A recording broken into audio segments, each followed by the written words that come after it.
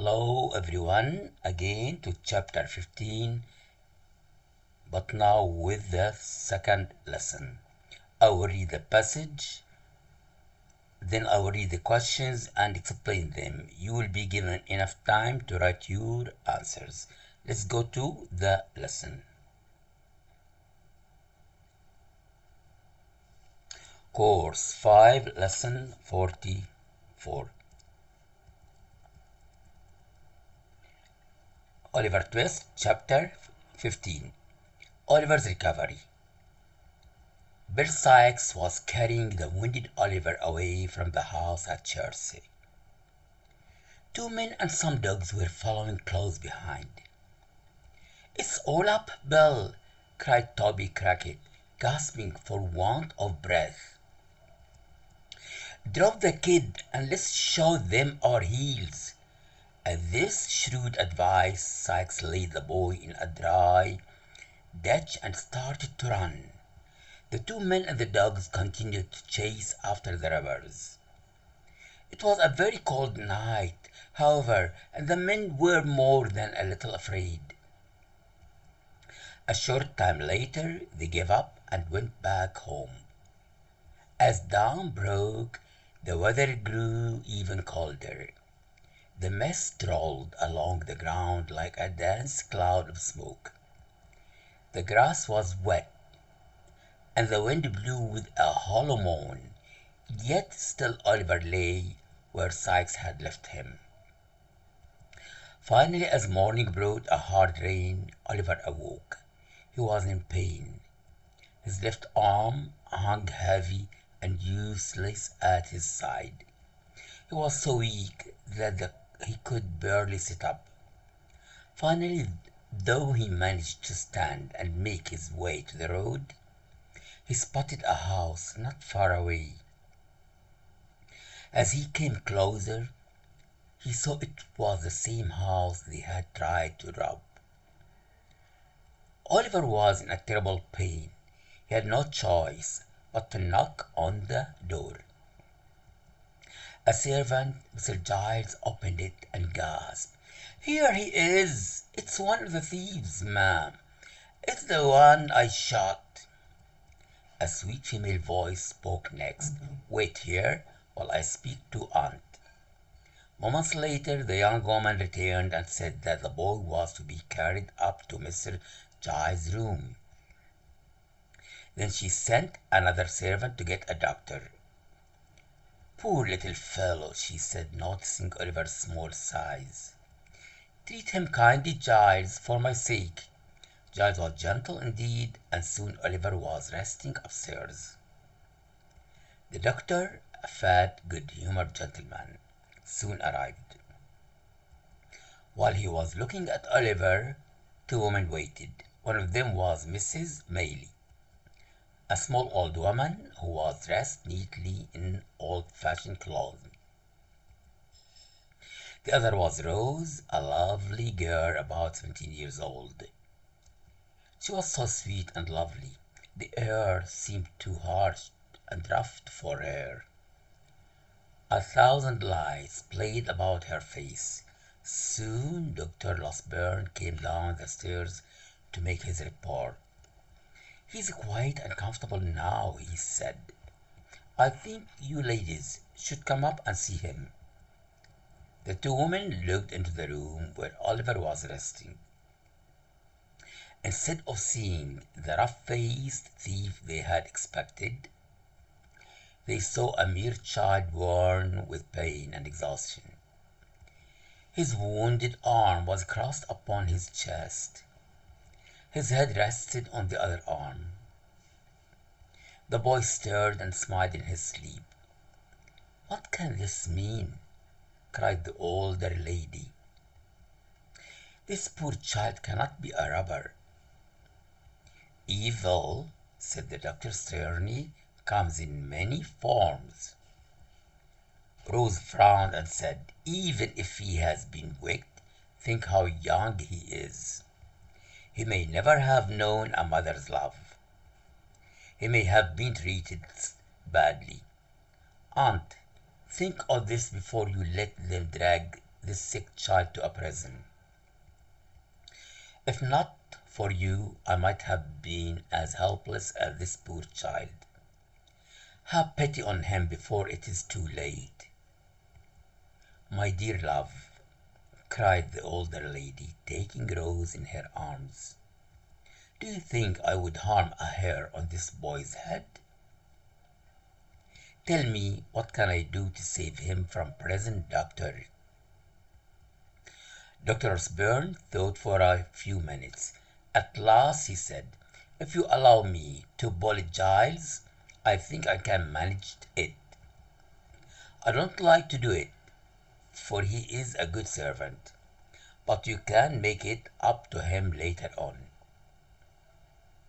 Rose and Mrs. Maylie agreed to the doctor's plan. Dr. Losberne went downstairs and had a long talk with Giles.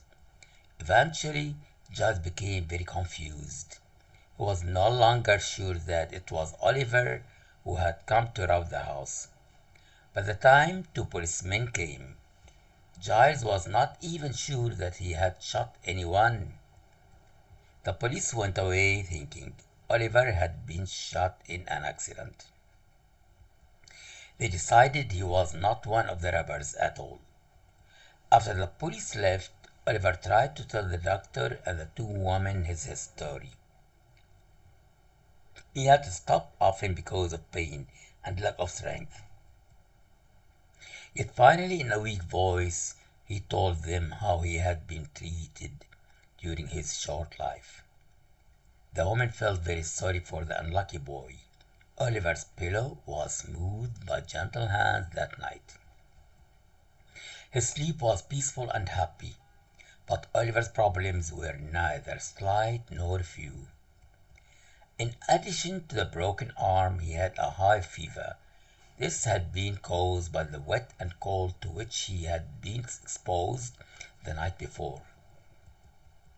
Slowly, over the next few weeks, Oliver grew stronger. One day, at his request, Oliver was taken by Dr. Losberne to Mr. Brownlow's house. But now the White House had a "for rent" sign in the window. After making inquiries, Dr. Losberne learned that Mr. Brownlow had gone on a trip to the West Indies. He had left 6 weeks before. Oliver was terribly disappointed. How he had longed to see the old gentleman again.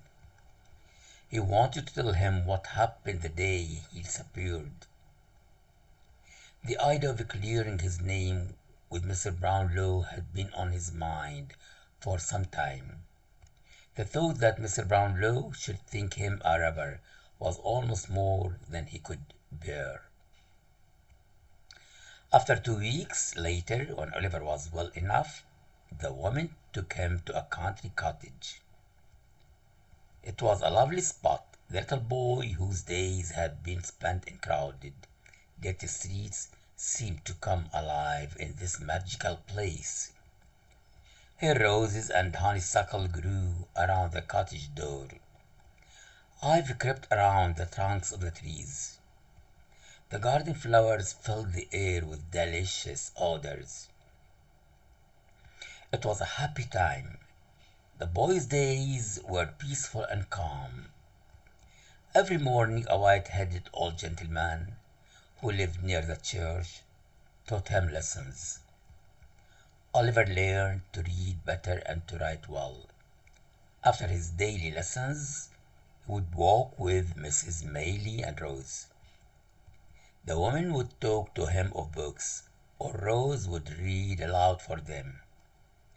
In the evening, the young lady would sit down to the piano and sing.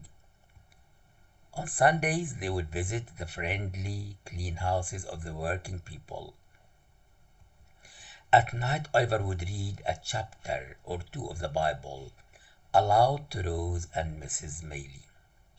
In this way, 3 lovely, happy months went by. Oliver grew very close to the kind woman who had saved him, and they to him. Now let's go to the question, and you don't forget to write the answers on your notebooks. Let's start. IELTS style questions. Part A, reading comprehension. Number 1, why did Sykes abandon Oliver in the ditch? Why did Sykes abandon Oliver in the ditch? Number 2, how did Rose persuade her aunt to have pity on Oliver? How did Rose persuade her aunt to have pity on Oliver? 3, what plan did Dr. Osborne use to protect Oliver from being arrested? What plan did Dr. Osborne use to protect Oliver from being arrested? 4, why was Oliver disappointed when he visited Mr. Brownlow's house? Why was Oliver disappointed when he visited Mr. Brownlow's house? Number 5, what new life did Oliver experience in the countryside with Mrs. Maylie and Rose? What new life did Oliver experience in the countryside with Mrs. Maylie and Rose? Let's go to part B, vocabulary and context. Match the words with their meanings. Number 1, ditch, ditch. Number 2, sternly, sternly.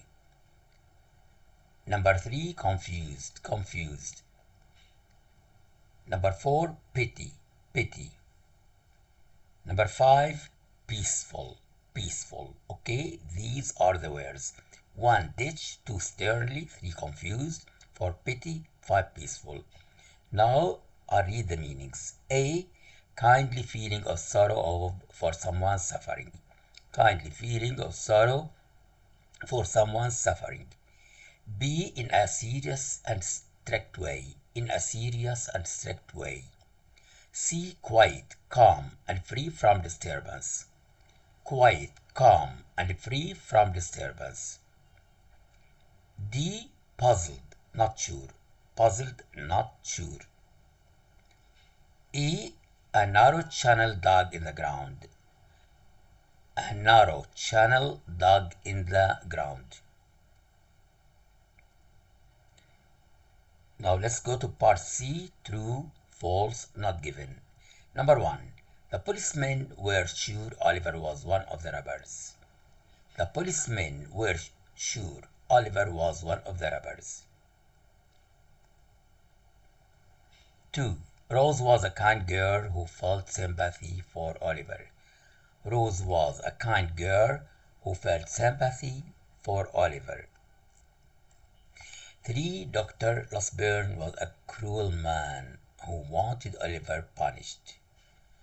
Dr. Osborne was a cruel man who wanted Oliver punished. 4, Mr. Brownlow had left for the West Indies 6 weeks earlier.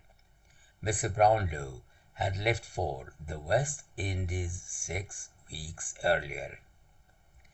5, Oliver found great happiness in the countryside. Oliver found great happiness in the countryside. 6, Dr. Osborne told the police that old Sally had died. Dr. Osborne told the police that old Sally had died. Thanks a lot for today. Goodbye.